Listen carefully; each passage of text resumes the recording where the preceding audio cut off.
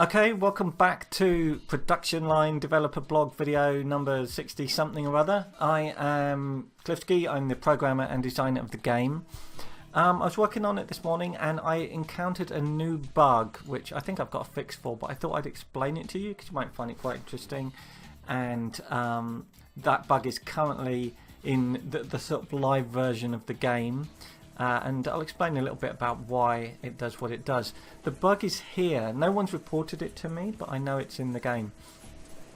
Now what's going on here is this is where we're fitting door panels. And because we've got an upgrade to car alarm, when we fit door panels to the car, what we need is we need 4 doors and 1 car alarm. And if you look at this slot, it will say I need 4 doors and 1 car alarm. I've got all of them.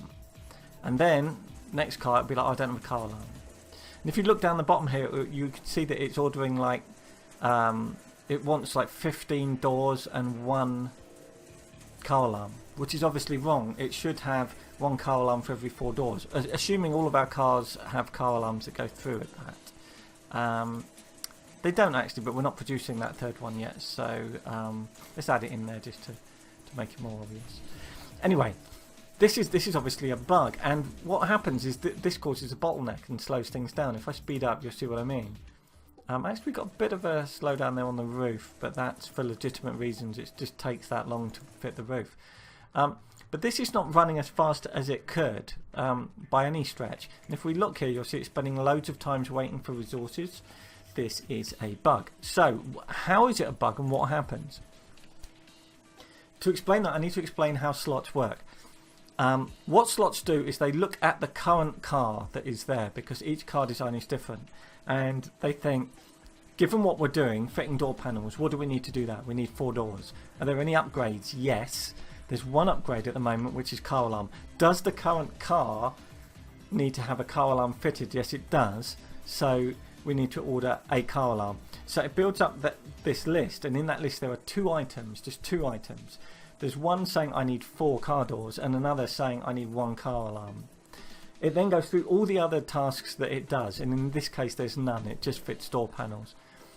So when it runs out of all those tasks, it goes back to the beginning and it thinks, well, we need to scan ahead. We don't just want 1 car's worth of stuff.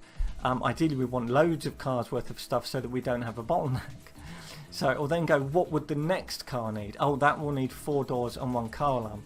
And at the moment what it does is when it gets to that 4 doors thing, it just adds them to the previous 4 doors. So you now have 8 doors and then 1 car alarm. And then 2 car alarms. When it scans ahead again, it will say we need 12 doors and 3 car alarms. We still haven't reached 16. And when it scans ahead again, it will get to we need 16 doors and 4 car alarms. So when the stockpile actually decides, well, what do we need? It will think, well, the first item on the list is 16 doors. So it will order the 16 doors. It will then say, what else do we also need for this specific car? We need 1 car alarm. And it will go, right, scratch one of those doors because we really need what we need for this car. So you end up with an order for, and you can see it here, 15 doors and 1 car alarm. This is wrong. This is a bug in the game which I will fix, and I worked out when I was driving home about 20 minutes ago how to do it, and it's easy. That's going to make things even more complicated here if I do this, look, because then suddenly everything... oh, we need to pick some more research. I'll just pick some research to shut out. Yeah, because now we need sensors. That's going to make it even worse. Anyway, this is an easy fix. I will fix this, don't worry about it. There was another bug, I think. I thought I'd fixed it until this morning when someone sent me a save game and said this is a corrupt save game that I've got. There is an error. I have never reproduced it, and I am finding it really hard to work out how it could ever happen. I had one theory, I released a patch, it didn't seem to do it, to do with corrupt save games, which I'm working on. Look, it's got even worse, and I apologise. It doesn't seem to be affecting many people at all, and I don't know why. It's something to do with deleting slots, I think, but I'm not sure. We have fixed a big bug to do with fitting resources, which is an earlier stage thing. So I can't show you. Where basically the system we use to get rid of resources that were no longer needed and blocking a stockpile could be buggy if the slot itself was really, really slow and had loads of tasks like fit body. If you played the game a few weeks ago and you found that the fit body slot was really slow and it was causing you mayhem, it's fixed. So what else have we done? We've changed this. This has got like a bluish background now. Some people say they don't like it. Other people say it's better. A lot of people really hated the white. This screen used to be almost entirely white, and that was kind of horrible. I think this is better, but I want to know what people think. We've also made changes to the research queue. So I'm currently researching climate control. Say I want to add that to the queue, and then I'm going to do that, and then I'm going to do that, and then I'm going to do this. So we have a queue. We now have reordering. So if I want to move that up the queue, I can do that. If I want to move that down the queue, I can do that. And it all seems to work.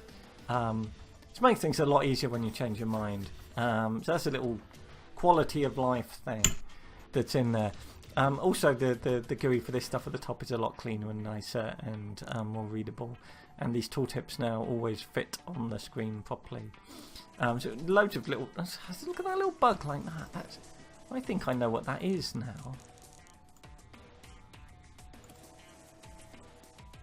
Yeah, it's that, isn't it? Interesting. Anyway, minor visual thing.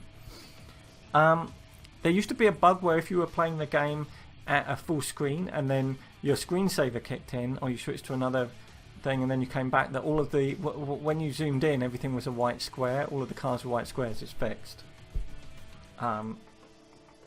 Pretty pleased about that. What else have we changed? Oh yeah, if you're going to unlock these slots, there is a new cost. There's a rental agreement signing cost. So there is like a fixed cost that you have to pay up just to expand. This is a bit of a balancing thing that I put in because we wanted to make kind of like rent and expansion something that you really took into account. This is a game I've been playing about with a little bit this morning to try and get quite a compact factory. If you look here, you can see how many square meters per vehicle per hour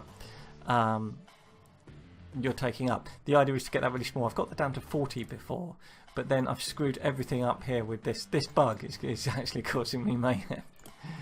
And now I've got another bottleneck here. Look, fit brakes. Yeah, see, anything that there's 4 of in a car, this is a little tip.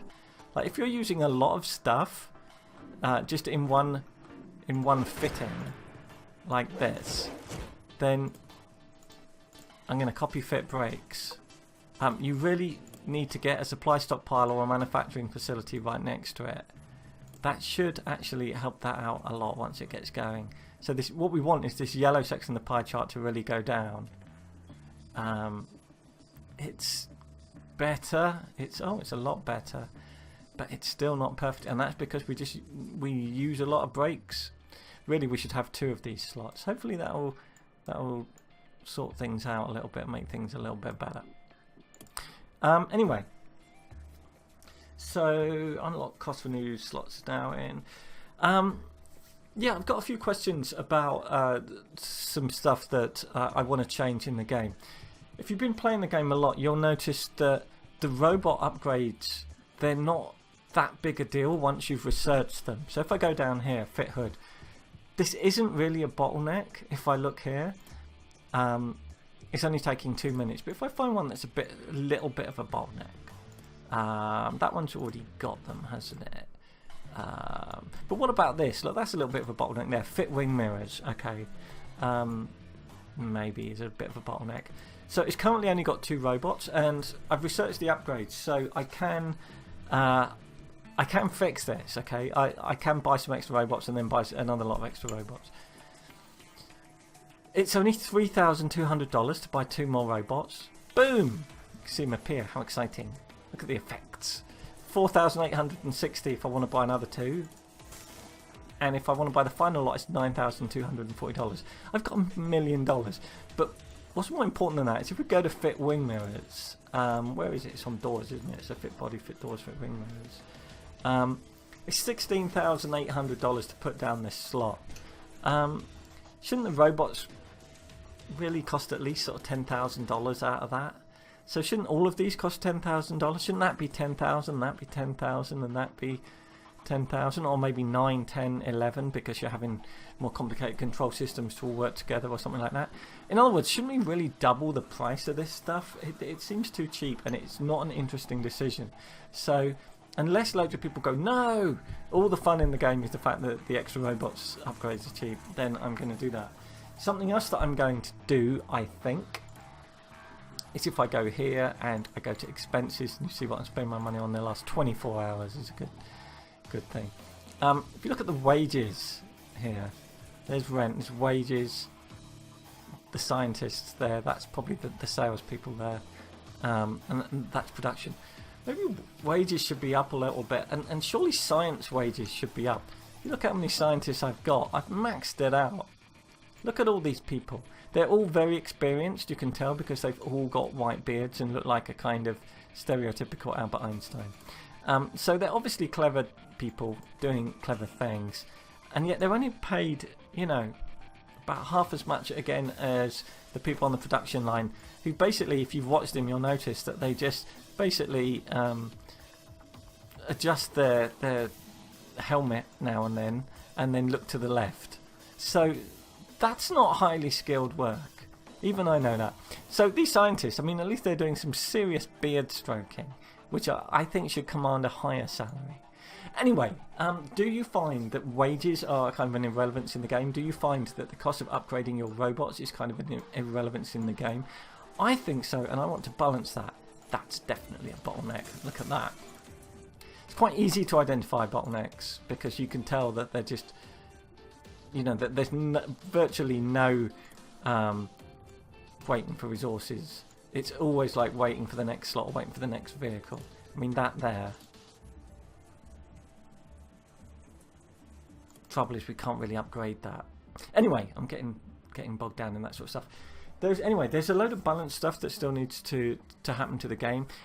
We keep sort of honing in on it, but balance is a little bit like actually optimizing the flow of cars through your factory. The minute you sort of fix one problem, it just makes other ones seem worse than they are. We do collect a lot of stats and look at the way people play, and things are definitely more balanced and better than they ever have been. But we do rely on you to sort of point out stuff that you think is particularly unbalanced. Some people have suggested that the cost of a research facility is really low. I don't know, because they're $49,000, which at the start is quite a lot. I don't know about that. Maybe they should be a little bit more. Like fixed accessories is 73. They could go up a bit, couldn't they? Really, I think. Anyway, so that's the stuff that we've been kind of working on and improving at the moment. Something else that I'd like to ask if people are really keen on or not is blueprints. So at the moment, if you want to put down a slot, if I want to put down a paint thing here, I can go to put it down and then not put it down, but I can't put down several things and see if they fit and then replace them with the real thing. I know a lot of games that are in a similar style have a sort of blueprint thing. I was thinking of adding a little button up here that toggles blueprint mode on and off, and then lets you put down blueprint versions of everything. They wouldn't do anything, but they'd look right, and they'd have some sort of blue glowy thing. And then when you put something on top of them, they would be automatically destroyed, or you'd be able to right click and cancel them.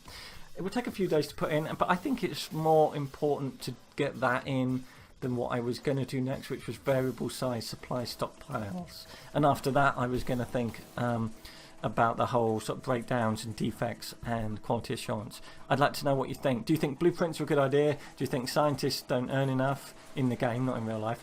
And do you think that robot upgrades should be a lot more expensive? These are the three questions that keep me awake at night.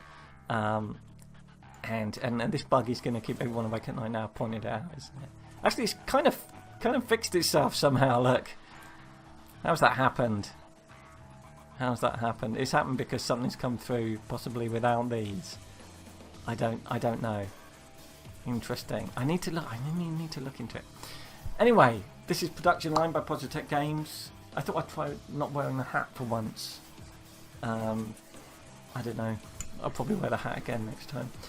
This is Production Line by Positech Games. It is a strategy game where you run a car factory. It's out on Steam in early access. It is currently $17.99, but it won't always be. Thank you for watching, and we'll see you next week.